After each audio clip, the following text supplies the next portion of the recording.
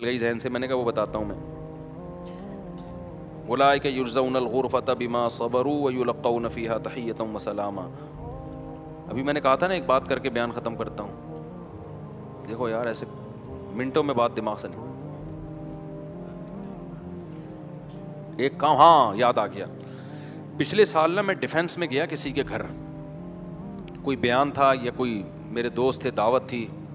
ہاں دوست تھے میرے, وہ دعوت تھی.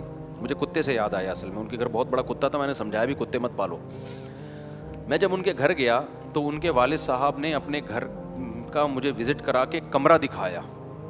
بڑا وی آئی پی کمرہ تھا وہ, خوشبو, عود کی خوشبو جو ہے نا, دھونی. تو انہوں نے کہا یہ ہمارا مصلی ہے, ہم نے اپنے گھر میں ایک کمرہ عبادت کے لیے بنایا ہے, نماز, تلاوت, ذکر کہاں ہوگا, ادھر ہوگا. میں نے کہا بھائی یہ تو حدیث میں نبی کا حکم ہے کہ اپنے گھروں میں ایک کمرہ کیا بناؤ, عبادت کے لیے. اب کراچی میں لوگوں کے گھر چھوٹے ہوتے ہیں, اتنے کمرے ہوتے نہیں ہیں, لیکن جن لوگوں کو اللہ نے بڑے گھر دیے ہیں ان کو چاہیے کہ نبی صلی اللہ علیہ وسلم کی حکم کی تعمیل میں ایک کمرہ کس کے لیے خاص کر دیں, اللہ کے لیے. پھر اس کو بہت صاف ستھرا رکھیں, اس میں عود کی خوشبو کی دھونی دیں, جو خوشبو میسر ہو. اگربتی نہ لگائیں اللہ کا واسطہ, اگربتی مزاروں پہ لگی ہوتی ہے, اب وہ انتخابی نشان بن چکی ہے, اور وہ بھی نہ لگائیں. کافور وہ مردوں پہ لگا کے نا, وہ مردوں کی کا انتخابی نشان بن چکا ہے. وہ کہیں کافور لگی ہو, مجھے لگتا ہے کوئی مردہ لیٹا ہوا ہے یہاں پہ, مجھے تو ایسا لگتا ہے, مجھے آپ کا نہیں پتا, بہرحال تو ایسا لگتا ہے بھی تازہ جنازہ ہوا ہے. وہ کافور بنا ایسا دیا گیا, حالانکہ وہ ایک زمانے میں دولہا اور دلہن کے لگتا تھا. اب دولہا کے لگاؤ گے نا, وہ دلہن بھاگ جائے گی, بولے گی مجھے میت کی بو آ رہی ہے. کچھ چیزیں لگ کے وہ اس کا علامت بن جاتی ہے نا. اگربتی مزاروں پہ ہوتی ہے اور قبرستانوں پہ, تو وہ بھی عجیب سی. تو کوئی اچھی خوشبو لگا لو جو خوبصورت, یعنی مزہ آئے اس کو. بڑا فرق پڑتا ہے جب صفائی ستھرائی اور اچھی خوشبو ہو نا, جو دماغ میں نہ چڑھے, اچھی بھینی خوشبو, بڑا اس سے عبادت کا لطف ڈبل ہو جاتا ہے. ہمارے نبی نماز کے لیے بہت زیادہ خوشبو لگا کے آیا کرتے تھے, بہت زیادہ خوشبو کا استعمال کرتے تھے, اچھی خوشبو بشرطے کے. تو ایک کمرہ گھروں میں کیا کرنا چاہیے, اس کو پاک صاف رکھو. یہ جو علماء نے بیان کیا نا, عورتیں گھروں میں اعتکاف کریں, یہ تو اصل میں اس کمرے میں اعتکاف تھا جو نماز کا کمرہ ہوتا تھا. اب نماز کے کمرے ہوتے نہیں, ارطغرل والا ڈرامہ جہاں چل رہا ہوتا ہے اسی میں اعتکاف چل رہا ہوتا ہے. سمجھ میں آ رہی ہے بات؟ جو ارطغرل کا اب چل رہا ہے, ارطغرل, یہ جس کمرے میں فلم دیکھتے ہیں اسی کمرے میں اعتکاف ہو رہا ہے. تو یہ تو اصل میں یہ تھا کہ جب عورتوں کو مسجد میں آنے سے فتنہ کے خوف سے بعض فقہاء نے پابندی لگائی کہ بھائی فتنہ ہو رہا ہے.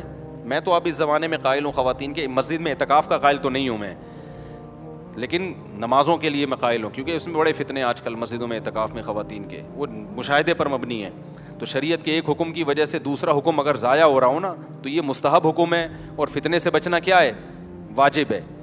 تو گھر میں کیا ہے, تو اس میں یہ ہے کہ بھائی وہ صاف ستھرا ایک کمرہ ہو, اس میں کارپیٹ بچھائیں, اس میں خوبصورت پردے لگائیں اور اس کو بند رکھیں. بچوں کا داخلہ اس میں کیا ہو, ایسا نہ ہو بچے وہاں جا کے ساری چیزیں الٹ پلٹ کریں, پیمپر پھینک کے آ گئے, پیشاب کر دیا. تو بچوں کو لے کے جائیں مگر اپنے ساتھ, سمجھتے ہو. تو ایسا کمرہ جن لوگوں کو اللہ نے گنجائش دی ہے نا گھر میں, اللہ کرنے کے لیے بنائیں. ہمارے شیخ اللہ ان کی عمر برکت دے, ایک دفعہ انہوں نے مجھے اپنا کمرہ دکھایا, بڑا صاف ستھرا وی آئی پی کمرہ ہے. انہوں نے کہا یہ اللہ کرنے کے لیے. یہ کس کے لیے, اللہ کرنے کے لیے. تو ایسا ہونا چاہیے. تو گھر اگر گنجائش ہو, نہیں ہے تو پھر کہیں بھی کچھ بھی کر لو بھائی, ٹھیک ہے نا, اللہ اسی طرح قبول کرے گا. کوئی پھٹا ڈال لو, اس پہ نماز پڑھ لیا کرو. ہمارے حضرت کا بھی ایک نماز کی ایک جگہ تھی, ہمارے حضرت مفتی رشید احمد صاحب رحمہ اللہ کی, بڑا پیارا کمرہ سجایا ہوا تھا انہوں نے. تو وہ نماز کی ایک جگہ تھی. حضرت تو پھر تھے بڑے خاندانی, صفائی ستھرائی بہت سے بھی زیادہ تھی, وہ میں اور آپ افورڈ نہیں کر سکتے. تو اس میں ایک تختہ تھا, اس کے اوپر ایک خوبصورت سا مصلی بچھا ہوا تھا, اور بہت زیادہ خوشبو کا استعمال. اس میں یہ تھا کہ اس کے اوپر جو جائے نماز خوبصورت سی بچھتی تھی, تو حضرت کے ہاں اصول یہ تھا کہ اتنے دن میں یہ دھل جائے گی, حالانکہ اتنے دن میں وہ گندی نہیں ہوتی تھی. تو ہم نے حضرت سے کہا یہ تو میلی ہوتی نہیں ہے, تو میلی ہونے سے پہلے کیوں دھوتے ہیں؟ حضرت نے فرمایا میلی ہونے کے بعد اگر دھوئیں گے تو میل تو دیکھ لیا نا. نہیں آئی بات سمجھ میں, اوپر سے گزرتی ہیں ہم لوگوں کی سمجھ میں یہ باتیں. حضرت نے فرمایا میل تو دیکھ لیا نا, دھونا تو اس لیے تاکہ گھر میں میل نہ آئے. حضرت کے کپڑے میلے ہونے سے پہلے دھلتے تھے, حضرت کے گھروں میں چادریں میلی ہونے سے پہلے دھلتی تھیں. اب آپ حیران ہو گئے میلی نہیں تو دھل کیا رہا ہے پھر. صحیح ہے بھائی, اب خطرہ ہوتا تھا کہ اب نہ دھوئی تو میلی ہو جائیں گی, تو پہلے ہی دھو دو تاکہ میلے ہونے کا جو پروسیس ہے وہ تھوڑا سا لمبا ہو جائے. تو ہمارے حضرت کا سارا سیٹ اپ ہی یہی تھا کہ بستر کی چادریں میلی ہونے سے پہلے دھل رہی ہیں, مصلی میلا ہونے سے پہلے دھل رہا ہے, موزے میلے ہونے سے پہلے. اور آج لوگوں کے موزے دیکھو, بے ہوش کے قریب موزہ لے کے جاؤ گے نا ہوش میں آ جائے گا. ڈاکٹروں سے نا بعض دفعہ ٹیکا لگا کے بے ہوش تو کر دیتے, ہوش میں نہیں لا رہے ہوتے. تو جو بچے اسکول جاتے ہیں نا ان کے موزے سونگواؤ. میں ڈاکٹروں سے کہتا ہوں کہ آپ ان کے موزے سونگواؤ, فوراً کیا ہوگا, ہوش میں آ جائے گا. اتنے گندے میلے اور سڑے ہوئے موزے ہوتے ہیں, اللہ معاف فرمائے. تو خیر, تو ایسا ایک کمرہ گھر میں کوشش کریں بنائیں. اس میں کیا کرنا ہے, اللہ اللہ کرنا ہے. تھوڑا اللہ اللہ کرنے کا بھی ٹائم نکالنا چاہیے. اللہ تعالیٰ ہمیں سمجھنے کی عمل کی توفیق عطا فرمائے. بہت ہو گیا, پھر بعد میں انشاءاللہ صلو علی النبی بنائیں. ہمارے شیخ اللہ ان کی عمر برکت دے, ایک دفعہ انہوں نے مجھے اپنا کمرہ دکھایا, بڑا صاف ستھرا VIP کمرہ ہے. انہوں نے کہا یہ اللہ اللہ کرنے کے لیے. یہ کس کے لیے, اللہ اللہ کرنے کے لیے. تو ایسا ہونا چاہیے. تو گھر اگر گنجائش ہو, نہیں ہے تو پھر کہیں بھی کچھ بھی کر لو بھائی, ٹھیک ہے نا, اللہ اسی طرح قبول کرے گا. کوئی پھٹا ڈال لو, اس پہ نماز پڑھ لیا کرو. ہمارے حضرت کا بھی ایک نماز کی ایک جگہ تھی, ہمارے حضرت مفتی رشید احمد صاحب رحمہ اللہ کی, بڑا پیارا کمرہ سجایا ہوا تھا انہوں نے. تو وہ نماز کی ایک جگہ تھی. حضرت تو پھر تھے بڑے خاندانی, صفائی ستھرائی بہت سے بھی زیادہ تھی, وہ میں اور آپ افورڈ نہیں کر سکتے.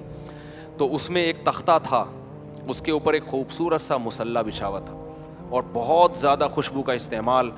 اس میں یہ تھا کہ اس کے اوپر جو جائے نماز خوبصورت سی بچھتی تھی, تو حضرت کے ہاں اصول یہ تھا کہ اتنے دن میں یہ دھل جائے گی, حالانکہ اتنے دن میں وہ گندی نہیں ہوتی تھی. تو ہم نے حضرت سے کہا یہ تو میلی ہوتی نہیں ہے, تو میلی ہونے سے پہلے کیوں دھوتے ہیں؟ حضرت نے فرمایا میلی ہونے کے بعد اگر دھوئیں گے تو میل تو دیکھ لیا نا. نہیں آئی بات سمجھ میں, اوپر سے گزرتی ہیں ہم لوگوں کی سمجھ میں یہ باتیں. حضرت نے فرمایا میل تو دیکھ لیا نا, دھونا تو اس لیے تاکہ گھر میں میل نہ آئے. حضرت کے کپڑے میلے ہونے سے پہلے دھلتے تھے, حضرت کے گھروں میں چادریں میلی ہونے سے پہلے دھلتی تھیں. اب آپ حیران ہو گئے میلی نہیں تو دھل کیا رہا ہے پھر. صحیح ہے بھائی,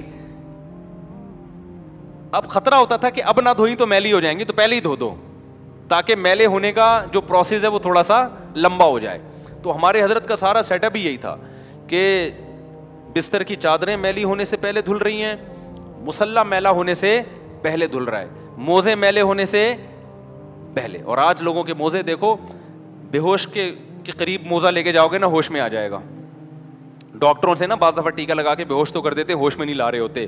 تو جو بچے اسکول جاتے ہیں نا ان کے موزے سونگواؤ. میں ڈاکٹروں سے کہتا ہوں کہ آپ ان کے موزے سونگواؤ, فوراً کیا ہوگا, ہوش میں آ جائے گا. اتنے گندے میلے اور سڑے ہوئے موزے ہوتے ہیں, اللہ معاف فرمائے. تو خیر, تو ایسا ایک کمرہ گھر میں کوشش کریں بنائیں. اس میں کیا کرنا ہے, اللہ اللہ کرنا ہے. تھوڑا اللہ اللہ کرنے کا بھی ٹائم نکالنا چاہیے. اللہ تعالیٰ ہمیں سمجھنے کی عمل کی توفیق عطا فرمائے. بہت ہو گیا, پھر بعد میں انشاءاللہ.